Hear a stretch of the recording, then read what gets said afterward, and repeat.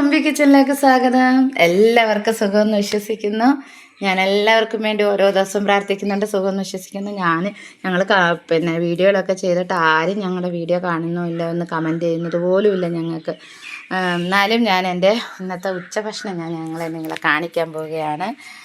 ഉച്ചഭക്ഷണം എന്ന് പറയുന്നുണ്ട്, ഇതിപ്പം ഞാൻ വെച്ച ചോറ് ഉണ്ടോ. ചോറ് ഞാൻ 2 ദിവസത്തേക്ക് ഇതൊക്കെ എനിക്ക് ദൂരെ എവിടെയെങ്കിലും ജോലി പറയുമ്പോൾ ഞാൻ പോകുമ്പോൾ 2 ദിവസത്തേക്കൊക്കെ ചോറ് വെച്ച് വെക്കാറുണ്ട്. ഇത് ഇന്ന് ഞാൻ ഉച്ചഭക്ഷണമായിട്ട് ഒരിക്കൽ ചോറ്, പിന്നെ അത് കഴിഞ്ഞിട്ട് ഞാനാണെങ്കിൽ ഒരു കൂട്ടം കാര്യം കാണിച്ചു തരാം. ഇന്നലെ അച്ഛനാണെങ്കിൽ വങ്കട മേടിച്ചുകൊണ്ടുവന്നായിരുന്നു ഇന്നലെ രാത്രിയിൽ. അപ്പം രാവിലെ മോളും അച്ഛനും ചോറ് കൊണ്ടുപോയതിൻ്റെ ബാക്കി കറിയാണിത് കേട്ടോ. അത് ഞാൻ നല്ല മുളകിട്ട് പറ്റിച്ചതാണ്. വങ്കട കറി വെച്ച് മുളകിട്ട് പറ്റിച്ചതാണ്. അപ്പം രാവിലെ അവർ കൊണ്ടുപോയതിൻ്റെ ബാലൻസ് ഞാൻ രാവിലെയും ചൂടാക്കി ഇങ്ങനെ വെച്ചിരിക്കുകയാണ്. അത് കഴിഞ്ഞിട്ട് ഞാൻ വേറൊരു കൂട്ടം കാണിച്ചു തരാം. ഞാൻ കാണിക്കുന്നത് കണ്ടോ, ഇതെന്താണെന്നറിയാമോ? എരിശ്ശേരി വെച്ചിട്ട്. എന്തോ എരിശ്ശേരിയാണെന്നറിയാം. എല്ലാവരും പറയും കറി വെക്കാനൊന്നുമില്ല എന്ന് പറഞ്ഞ് ഒരമ്പൾ വട്ടം നടക്കും. പക്ഷേ ഞാൻ എടുത്ത് എന്തെങ്കിലുമൊക്കെ അവിടെ നിന്ന് ഇവിടുന്നൊക്കെ പറിച്ചിട്ട് ഞാൻ ചെയ്യും. അത് അങ്ങനെ ഒരു ഓമയ്ക്കയാണിത്. ഞങ്ങൾ ഓമയ്ക്കെന്ന് പറയും, കപ്പയ്ക്കെന്ന് പറയും. പിന്നെ ഓരോരുത്തരത്തൊക്കെ ഇനി വേറെ എന്തൊക്കെയാ പലയിടത്തും പറയുന്നത് എനിക്കറിയാം. ഇത് കപ്പളങ്ങയെന്ന് പറഞ്ഞ് കേട്ടിട്ടുണ്ട്. ഓമയ്ക്കേന്ന് കൊല്ലം നാട്ടിലൊക്കെ ഓമയ്ക്കേന്ന് പറയും, കപ്പയ്ക്കെന്നും പറയും. അപ്പോൾ ഞങ്ങൾ ശൂന്യാട്ടും അങ്ങനെയൊക്കെ തന്നെയാണ് പറയുന്നത്. അപ്പോൾ ഇത് കപ്പയ്ക്ക കൊണ്ട് എന്ന് വെച്ചാൽ ഓമയ്ക്ക കൊണ്ടൊരു എലിശ്ശേരി. അത് ഞാൻ മേളിൽ കറുത്ത് കിടക്കുന്ന തേങ്ങ വറുത്തിട്ടേക്ക് വേണം. അപ്പം അതിൻ്റെ ഒരു എലിശ്ശേരി. പിന്നെ ഞാൻ അടുത്തത് കാണിക്കണം, പാവയ്ക്ക മെഴുക്ക് പുരട്ടി. 2 കുഞ്ഞു പാവയ്ക്കായിരുന്നു. 2 പാവയ്ക്ക ഉണ്ടായിരുന്നു.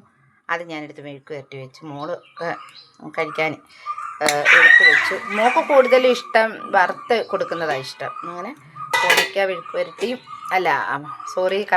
പാവയ്ക്ക മെഴുക്ക് പുരട്ടിയും കപ്പയ്ക്കയുടെ എരിശ്ശേരിയും പിന്നെ വങ്കട എന്ന് പറയുന്ന മീൻ മുളകിട്ട് വെച്ച ഇഷ്ടം പോലെ ഉണ്ട്. ഇന്നത്തേക്ക് രാത്രിത്തേക്കൊക്കെ ഇഷ്ടം പോലെ ഉണ്ട് ഞങ്ങൾക്ക്.